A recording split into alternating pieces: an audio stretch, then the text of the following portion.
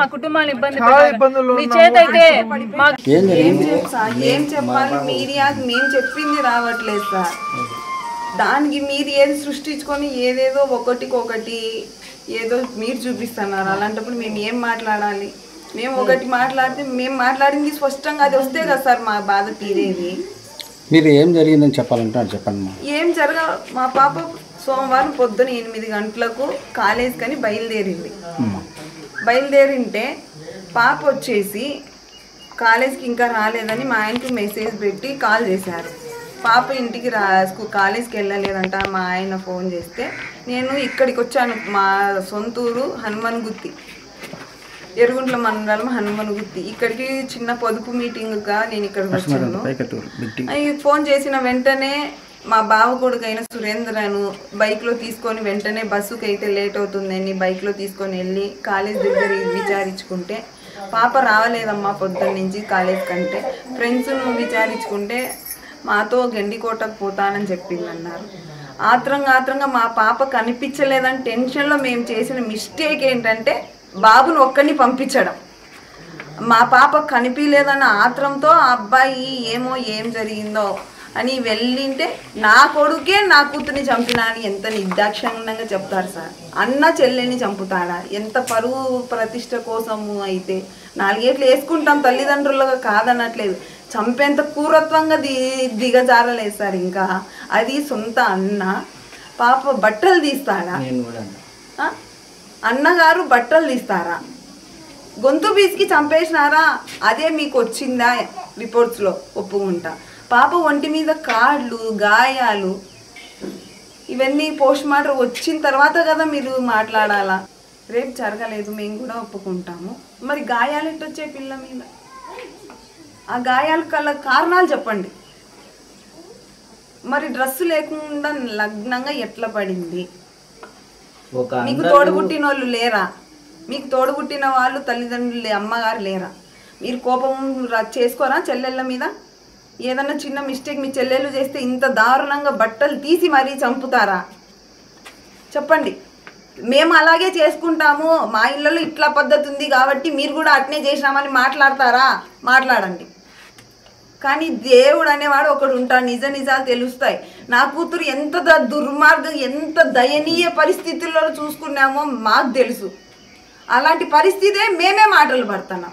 మేమే మా పిల్లని చంపుకున్నామంటారా? మా పిల్లను మేము ఎక్కడో గండికోటకు తీసుకుపోయి 10 మంది నగ్నంగా అంత చెప్పుకోవాల్సిన అవసరం లేదు. ఇంట్లోనే చేసుకునే వాళ్ళం. ఇంకేంటో న్యాయం చెప్పండి మీరు. మేము మాట్లాడింది వెయ్యండి. వేరేది ఎందుకు వేస్తున్నారు?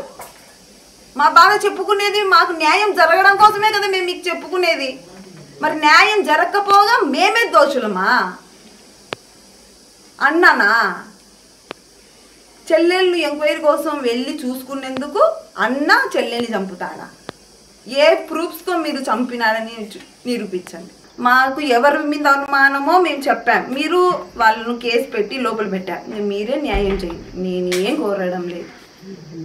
ఇంక ఇంతకు మించి నేను మాట్లాడే ఓపిక నాకు లేదు సార్. నా కూతురు పోయిన దుఃఖంలో ఎన్ని మాట్లాడినా ఏం జరిగినా నా కూతురు తిరిగి తెస్తారా చెప్పండి.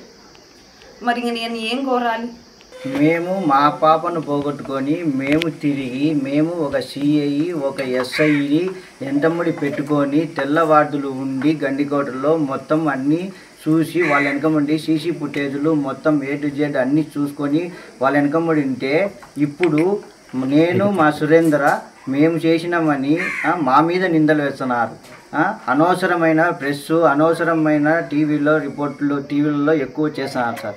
ఇది అసలు పద్ధతి కాదు. ఏ రిపోర్ట్లు రాలేదు, ఏమీ లేదు. నన్ను మా తమ్ముడిని మేమే చంపినామని చెప్తున్నారు. అది చాలా తప్పు.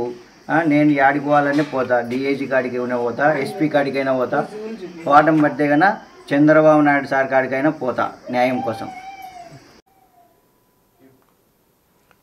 ఎసా విన్నారు కదా, ఎవరైతే అమ్మాయి చనిపోయిందో వాళ్ళ తల్లిదండ్రులు మాట్లాడారు. నిజంగా కాస్త బాధ కనిపిస్తుంది. ఎందుకంటే వాళ్ళ వర్షన్ వాళ్ళు చెప్పిన మాటల్ని పట్టి చూస్తుంటే మా కూతుర్ని మేము చంపుకోలేదు, ఒకళ్ళు చంపుకోవాల్సి వస్తే అంత మా కూతుర్ని బట్టలు లేకుండా చూపించి చంపుకునేంత దీనస్థాయికి దిగజారలేదు మేమంటూ కూడా వాళ్ళు అంటున్నారు. ఎందుకంటే అలా చంపుకోవాల్సి వస్తే మేము ఇంట్లోనే చంపుకుంటాం కదా, అలా బయటికి తీసుకెళ్ళి అది కూడా సొంత అన్న అలా నగ్నంగా తమ చెల్లిని ప్రపంచానికి చూపించాలని అనుకుంటాడా అంటూ కూడా వాళ్ళ మాటలు చాలా స్ట్రాంగ్గా ఉన్నాయి, చాలా డీప్గా కూడా ఉన్నాయి.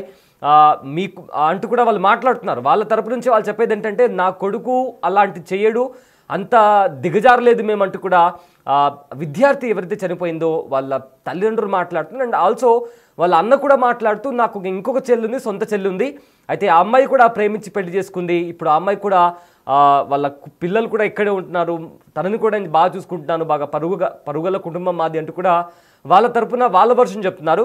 సో ఇక మరోవైపు ఇక్కడ పోలీసుల వర్షన్ ఏంటంటే ఎవరైతే ప్రియుడు ఉన్నాడో లోకేష్, అతని పాత్ర ఈ హత్యలో లేదు అనేది కూడా పోలీసులు దాన్ని కూడా రూల్అవుట్ చేశారు. అయితే మరి ఆ మూడో వ్యక్తి ఎవరు? ఎందుకంటే అంత దారుణంగా గండికోటలో ఉన్న ఒక టెంపుల్ వెనుక